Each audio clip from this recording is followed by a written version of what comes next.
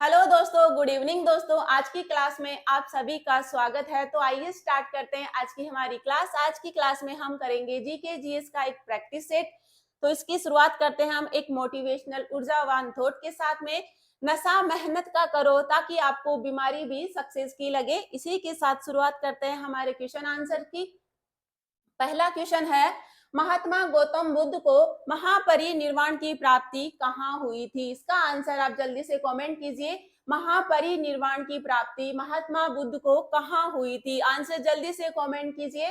जल्दी जल्दी आंसर बताइए कि महात्मा बुद्ध को महापरिनिर्वाण की प्राप्ति कहाँ हुई थी। ऑप्शन आपके सामने है, इसका आंसर बताइए। ए है सारनाथ, बी वैशाली, सी राजगृह और डी कुशीनगर। तो महापरिनिर्वाण की प्राप्ति है वो कुशीनगर में होती है। कहाँ होती है? कुशीनगर में होती है। इनका जन्म है वह कहाँ होता है? लुम्बिनी में होता है। कब होता है? 563 ईसा पूर्व में महात्मा बुद्ध का जन्म नेपाल के लुम्बिनी में होता है। और इनको ज्ञान की प्राप्ति है वो बोध गया में एक वृक्ष के नीचे होता है। और इन्होंने अपना पहला उपदेश कहाँ दिया था? एग्जाम में पूछा गया है, महात्मा बुद्ध ने पहला उपदेश कहाँ दिया था? तो ये सारनाथ में दिया था। और इस घटना को क्या कहते हैं? इसको धम्म चक्र परिवर्तन के नाम से जाना जाता है। तो नेक्स्ट क्वेश्चन की ओर बढ़ते हैं। सेकंड क्वेश्चन है हमारा, स्वतंत्रता प्राप्ति के समय भारतीय राष्ट्रीय कांग्रेस के अध्यक्ष कौन थे? तो स्वतंत्रता प्राप्ति के समय भारतीय राष्ट्रीय कांग्रेस के अध्यक्ष कौन थे? इसका आंसर जल्दी से बताइए। आंसर आप भी साथ साथ में कमेंट करते रहिए। भारतीय राष्ट्रीय कांग्रेस के अध्यक्ष कौन थे स्वतंत्रता प्राप्ति के समय? ऑप्शन दे रखे हैं, जेबी कृपलानी, मौलाना अबुल कलाम आजाद, महात्मा गांधी और राजेंद्र प्रसाद। तो इनमें से भारतीय राष्ट्रीय कांग्रेस के अध्यक्ष है वो स्वतंत्रता प्राप्ति के समय कौन थे? तो कौन थे? ये थे जेबी कृपलानी। कौन थे? जेबी कृपलानी स्वतंत्रता प्राप्ति के समय भारतीय राष्ट्रीय कांग्रेस के अध्यक्ष थे। मौलाना आजाद है वो कांग्रेस के सबसे लंबे समय तक रहने वाले अध्यक्ष और सबसे कम आयु के अध्यक्ष रहे थे। ये कौन है? मौलाना अबुल कलाम आजाद है वो कांग्रेस के सबसे लंबे समय तक अध्यक्ष रहने वाले। इनका टाइम क्या था? 1940 से 1945 तक। और सबसे कम उम्र के अध्यक्ष कौन थे? ये भी मौलाना अबुल कलाम आजाद थे। गांधी जी ने कब किया था अधिवेशन की अध्यक्षता? इन्होंने किया था 1924 में बेलगाम अधिवेशन की अध्यक्षता की थी। इन्होंने एकमात्र अधिवेशन की अध्यक्षता की थी, वो था 1924 का बेलगाम अधिवेशन, जिसकी अध्यक्षता गांधी जी ने की थी। और राजेंद्र प्रसाद ने 1934 के बॉम्बे अधिवेशन की अध्यक्षता की थी। ये इंपॉर्टेंट है सारे, इनको नोट कर लीजिए या स्क्रीनशॉट ले लीजिए। सारे इंपॉर्टेंट है, एग्जाम में पूछे जाते हैं ये क्वेश्चन। नेक्स्ट क्वेश्चन करते हैं। इंपोर्टेंट क्वेश्चन है, बक्सर का युद्ध कब हुआ जिसके परिणाम स्वरूप अंग्रेजों ने बंगाल, बिहार, उड़ीसा पर अपना अधिकार कर लिया? तो बक्सर का युद्ध है वो कब हुआ था? आंसर बताइए। बक्सर का युद्ध कब हुआ था? ऑप्शन आपके सामने है, तो इसका आंसर बताइए। बक्सर का युद्ध कब हुआ था? ये हुआ था 1764 में। कब हुआ था? 1764 में बक्सर का युद्ध हुआ था। किन किन के बीच में हुआ था? अंग्रेजों के बीच। अंग्रेज और दूसरी तरफ कौन थे? मीर कासिम, अवध के नवाब सुजाउद्दौला, दिल्ली के मुगल सम्राट शाह आलम द्वितीय की सेना के बीच में ये युद्ध हुआ था। और अंग्रेजों का नेतृत्व वह है, किसने किया था? अंग्रेजों का नेतृत्व ये किया था हेक्टर मुनरो ने। किन्होंने किया था? जो बक्सर का युद्ध है उसमें अंग्रेजों का नेतृत्व है वो किन्होंने किया था? हेक्टर मुनरो ने किया था। किन किन के बीच में ये होता है? अंग्रेज और मीर कासिम, अवध के नवाब सुजाउद्दौला, दिल्ली के मुगल सम्राट शाह आलम द्वितीय की सेनाओं के बीच में ये युद्ध होता है। और अंग्रेजों का नेतृत्व है हेक्टर मुनरो ने किया था। बक्सर का युद्ध है 1764 में हुआ था। नेक्स्ट क्वेश्चन है हमारा, आंसर बताइए जल्दी से। 1528 में चंदेरी के युद्ध में निम्नलिखित में से कौन पराजित हुआ था? तो 1528 में जो चंदेरी का युद्ध है उसमें कौन पराजित हुआ था? तो इसका आंसर बताइए, कौन हुआ था पराजित? ये हुआ था मेदिनी राय। कौन हुआ था? मेदिनी राय हुआ था। और ये युद्ध है किन के बीच में हुआ था? बाबर और मालवा के राजपूत शासक मेदिनी राय। किन किन के बीच में होता है? बाबर और मेदिनी राय के बीच में होता है। और इसमें मेदिनी राय जो है पराजित होता है। कब होता है? 1528 में चंदेरी का युद्ध हुआ था। युद्ध सारे इंपॉर्टेंट है, सन इनकी याद रखनी है किन किन के बीच में हुआ था, सब याद रखने हैं। नेक्स्ट हमारा क्वेश्चन है, प्लास्टर ऑफ पेरिस को के रासायनिक नाम से भी जाना जाता है। तो प्लास्टर ऑफ पेरिस को किसके रासायनिक नाम से भी जाना जाता है? ये जाना जाता है कैल्शियम सल्फेट हेमीहाइड्रेट के रासायनिक नाम से भी इसको जाना जाता है। और इसके यूज क्या क्या है प्लास्टर ऑफ पेरिस के? इसका उपयोग है डॉक्टर टूटी हुई हड्डियों को सही स्थिति में लाने के लिए इसका उपयोग करते हैं। क्या? टूटी हुई हड्डियों को सही करने में इसका उपयोग होता है। मूर्तियां और खिलौने बनाने में, सांचे और मॉडल बनाने में और चौक बनाने में प्लास्टर ऑफ पेरिस का यूज होता है। और इसका रासायनिक नाम क्या है? ये है कैल्शियम सल्फेट हेमीहाइड्रेट के रूप में इसको जाना जाता है।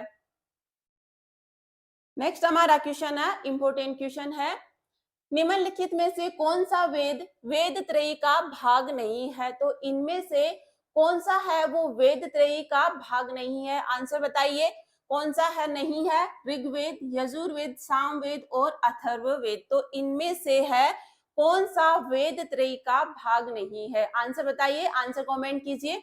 कौन सा वेद है वो वेद त्रयी का भाग नहीं है? तो ये है अथर्ववेद, जो है वेद त्रयी का भाग नहीं है। ऋग्वेद में क्या है? इसमें 10 मंडल और 1028 सूक्त है। और सबसे प्राचीन वेद कौन सा है?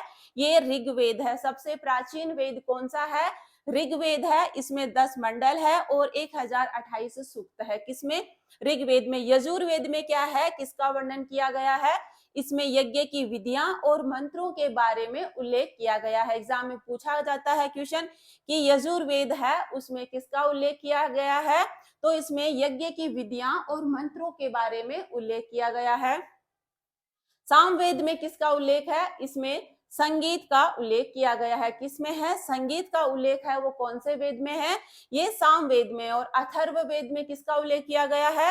इसमें जादू टोना और अंधविश्वास के बारे में उल्लेख किया गया है। नेक्स्ट हमारा क्वेश्चन है, आंसर बताइए। आंसर आप भी कमेंट करते जाइए साथ साथ में। दिल्ली सल्तनत काल के दौरान दीवान ए बंदगान किसका विभाग था? तो किसका था? दीवान ए बंदगान है वो किसका विभाग था? ऑप्शन है दासों का, बी पेंशन का, सी कृषि का और डी पत्राचार का। तो किसका ये विभाग था? कौन सा है? दीवान ए बंदगान किसका विभाग था? आंसर बताइए। ये था दासों का। किनका था? दासों का विभाग था। इसके अलावा पेंशन का विभाग कौन सा था? ये था दीवान ए इस्तियाक, जो है पेंशन का विभाग था। इंपोर्टेंट क्वेश्चन है ये, प्रीवियस ईयर का क्वेश्चन है एसएससी जीडी का। दीवान ए को ही है वो किसका था? ये कृषि विभाग था। कौन सा है कृषि विभाग? दीवान ए को ही कृषि विभाग है। दीवान ए इस्तियाक पेंशन विभाग था और दीवान ए इंसाफ पत्राचार का विभाग था। तो दीवान ए बंदगान है वो दासों का विभाग था। सारे याद रखने हैं, इंपोर्टेंट है ये, एसएससी जीडी का प्रीवियस ईयर का क्वेश्चन है। दीवान ए बंदगान है वो दासों का विभाग था। तो अब नेक्स्ट एग्जाम जो होने वाला है उसमें ये आ सकते हैं। दीवान ए इस्तियाक है वो पेंशन का विभाग था। दीवान ए कोही कृषि विभाग था। दीवान ए इंसाफ पत्राचार का विभाग था। तीनों इंपोर्टेंट है, राइट डाउन कर लीजिए या स्क्रीनशॉट ले लीजिए, इंपोर्टेंट है ये।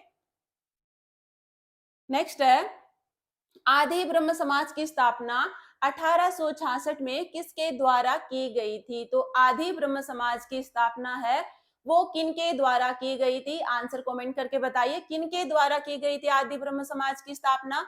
ऑप्शन दे रखे हैं देवेंद्रनाथ टैगोर, लाला हरदयाल, श्री मोतीलाल नेहरू और डी राजा राम मोहन राय। तो आदि ब्रह्म समाज की स्थापना कब की गई थी? 1866 में। किसके द्वारा की गई थी? आंसर कमेंट कीजिए जल्दी से। ये देवेंद्रनाथ टैगोर के द्वारा आदि ब्रह्म समाज की स्थापना की गई थी। और ब्रह्म समाज की स्थापना किन्होंने की थी? राजा राम मोहन राय ने। कब की थी? 1828 में। दोनों में कंफ्यूज नहीं होना है। आदि ब्रह्म समाज के संस्थापक कौन थे? देवेंद्रनाथ टैगोर। और ब्रह्म समाज की स्थापना है वो 1828 में राजा राम मोहन राय के द्वारा की गई थी। और तत्व बोधिनी सभा है वो 1839 को देवेंद्रनाथ टैगोर ने इसकी स्थापना की थी। नेक्स्ट क्वेश्चन है, त्रिपिटक धार्मिक ग्रंथ है। तो त्रिपिटक है वो किन का धार्मिक ग्रंथ है। प्रीवियस ईयर का क्वेश्चन है, एसएससी एमटीएस में पूछा गया है। त्रिपिटक धार्मिक ग्रंथ है तो किन का है। ऑप्शन दे रखे हैं, ए जैनों का, बी बुद्धों का, सी सिखों का और डी हिंदुओं का। तो त्रिपिटक जो धार्मिक ग्रंथ है वो किन का है। आंसर जल्दी से बताइए। ये है बौद्धों का। किन का है, बौद्धों का। ये एक धार्मिक ग्रंथ है। ये इसमें क्या है, भगवान बुद्ध के उपदेश संग्रहित है। किसमें, त्रिपिटक में है। भगवान बुद्ध के उपदेशों को संग्रहित किया गया है और इसको कौन सी भाषा में लिखा गया है, ये पाली भाषा में लिखा गया है। कौन सा, त्रिपिटक जो है पाली भाषा में लिखा गया है और इसमें भगवान बुद्ध के उपदेशों को संग्रहित किया गया है। नेक्स्ट क्वेश्चन करते हैं। नेक्स्ट है, अल निको मुख्य रूप से का मिश्र धातु है। तो अल निको है वो एक मिश्र धातु है। ये किस किस का मिश्रण है, आंसर बताइए। ये एसएससी जीडी का प्रीवियस ईयर का क्वेश्चन है, पिछले साल पूछा था। अल निको मुख्य रूप से एक मिश्र धातु है तो किसका ये मिश्र धातु है। ऑप्शन आपके सामने है तो इसका आंसर बताइए। अल निको है वो एल्यूमिनियम, निकल और कोबाल्ट का एक मिश्र धातु है। किसका है, एल्यूमिनियम, निकल और कोबाल्ट का एक मिश्र धातु है और इसका उपयोग किसमें किया जाता है, मजबूत चुंबकीय क्षेत्र और स्थायी चुंबक के उत्पादों के लिए इसका उपयोग किया जाता है। मजबूत चुंबकीय क्षेत्र बनाने में और स्थायी चुंबक के उत्पाद बनाने के लिए इसका उपयोग किया जाता है। एल निको क्या है, एक मिश्र धातु है। किस किस का है ये, एल्यूमिनियम, निकल और कोबाल्ट का एक मिश्र धातु है। नेक्स्ट क्वेश्चन है, दल बदल विरोधी कानून किस अनुसूची से संबंधित है। इसका आंसर बताइए। अनुसूची आपको सारी याद होगी। दल बदल जो विरोधी कानून है वो कौन सी अनुसूची से संबंधित है। आंसर जल्दी से कमेंट कीजिए, जल्दी जल्दी आंसर कमेंट कीजिए। दल बदल विरोधी कानून है वो किस अनुसूची से संबंधित है। तो इसका आंसर क्या होगा। ऑप्शन दे रखा है, ए 10वीं अनुसूची, बी पहली अनुसूची, सी 5वीं अनुसूची और डी तीसरी अनुसूची। तो इसका आंसर क्या होगा, दल बदल विरोधी जो कानून है वो 10वीं अनुसूची से संबंधित है। किससे है, 10वीं अनुसूची से संबंधित है। इसको कब पारित किया गया था, दल बदल विरोधी कानून है 1985 में संसद द्वारा पारित किया गया था और इसको लागू कब किया गया, 2002 में इसको लागू किया गया था।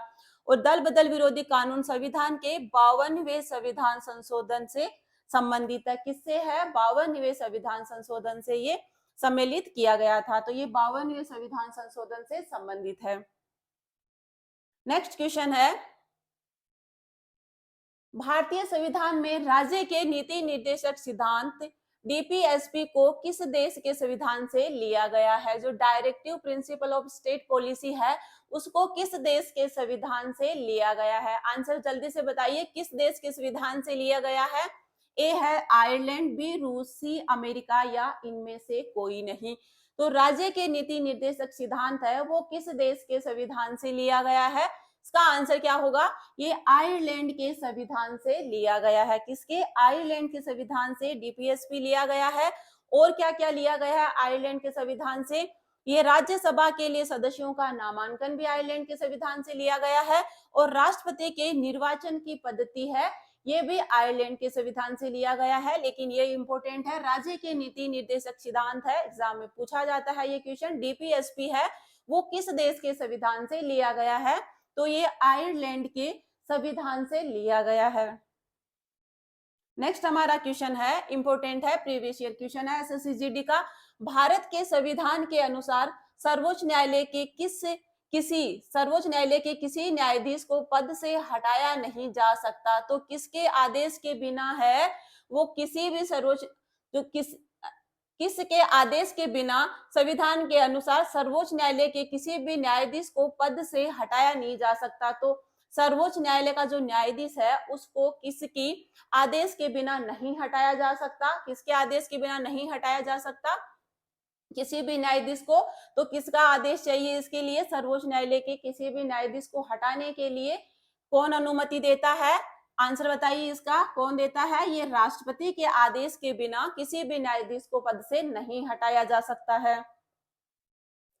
सर्वोच्च न्यायालय के न्यायाधीशों की नियुक्ति है वो राष्ट्रपति द्वारा भारत के मुख्य न्यायाधीश के परामर्श से की जाती है। किससे की जाती है, जो है नियुक्ति राष्ट्रपति के द्वारा भारत के मुख्य न्यायाधीश के परामर्श से की जाती है। भारत का राष्ट्रपति है वो भारत के राज्य का औपचारिक प्रमुख होता है और राष्ट्रपति भारतीय सशस्त्र बलों का कमांडर इन चीफ होता है। कौन होता है राष्ट्रपति? भारतीय सशस्त्र बलों का कमांडर इन चीफ होता है। इंपॉर्टेंट है, राष्ट्रपति है वो भारतीय सशस्त्र बलों का कमांडर इन चीफ होता है। नेक्स्ट क्वेश्चन है, जबलपुर शहर किस नदी के किनारे बसा है? तो किस नदी के किनारे बसा है जबलपुर? जल्दी से आंसर बताइए। जबलपुर है कौन सी नदी के किनारे बसा है?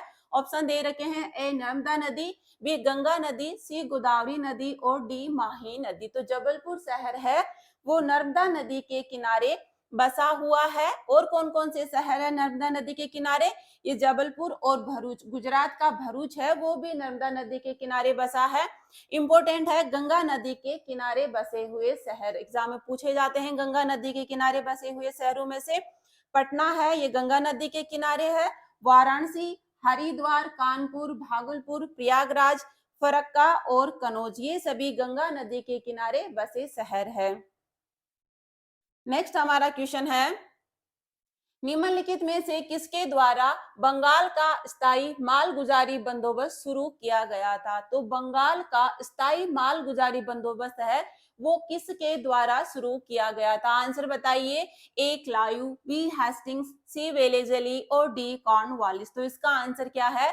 बंगाल का स्थायी मालगुजारी है, जो मालगुजारी बंदोबस्त है वो कॉर्नवालिस के द्वारा शुरू किया गया था। किनके द्वारा किया गया था? लॉर्ड कॉर्नवालिस के द्वारा बंगाल का स्थायी मालगुजारी बंदोबस्त शुरू किया गया था।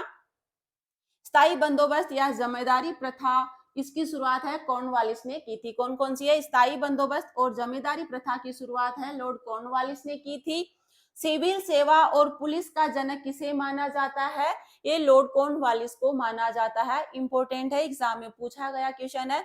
सिविल सेवा और पुलिस का जनक है वो किसको माना गया है? लॉर्ड कॉर्नवालिस को माना गया है। रेतवाड़ी व्यवस्था की शुरुआत किसने की थी? ये मुनरो ने की थी। कब? 1820 ईस्वी में संपूर्ण मद्रास में रेतवाड़ी व्यवस्था की शुरुआत की थी मुनरो ने। और महलवाड़ी व्यवस्था ये होल्ट मैकेलजे ने स्टार्ट की थी। नेक्स्ट हमारा क्वेश्चन है, इसका आंसर बताइए। नीति आयोग की शुरुआत कब हुई थी? तो नीति आयोग की शुरुआत है वो कब हुई थी? आंसर बताइए। ऑप्शन दे रखे हैं, 1 जनवरी 2015, 5 जनवरी 2015, 15 जनवरी 2015 और 26 जनवरी 2015। तो नीति आयोग की शुरुआत है वो कब की गई थी? इसका आंसर जल्दी से कमेंट कीजिए। नीति आयोग की शुरुआत है वो 1 जनवरी 2015 में की गई थी। किसके स्थान पर? योजना आयोग के स्थान पर इसकी शुरुआत की गई थी। नीति आयोग की फुल फॉर्म क्या है? National institution for transforming India इसकी फुल फॉर्म है। इसका गठन है 1 जनवरी 2015 को केंद्रीय मंत्रिमंडल के एक प्रस्ताव के माध्यम से किया गया था। और इसका मुख्यालय कहाँ है? नीति आयोग का नई दिल्ली में इसका मुख्यालय है। और अध्यक्ष कौन होते हैं? भारत के प्रधानमंत्री है वो नीति आयोग के अध्यक्ष होते हैं। और वर्तमान में इसके जो है सीईओ कौन है? ये है श्री BVR सुब्रमण्यम, नीति आयोग के वर्तमान सीईओ है। तो दोस्तों ये आज की हमारी क्लास थी। आपको ये क्लास कैसी लगी कमेंट करके जरूर बताइए। क्लास को लाइक कीजिए, अपने दोस्तों में शेयर कीजिए। और अगर आपने अभी तक चैनल को सब्सक्राइब नहीं किया है तो इसको सब्सक्राइब कीजिए। तो क्लास को लास्ट तक देखने के लिए थैंक यू।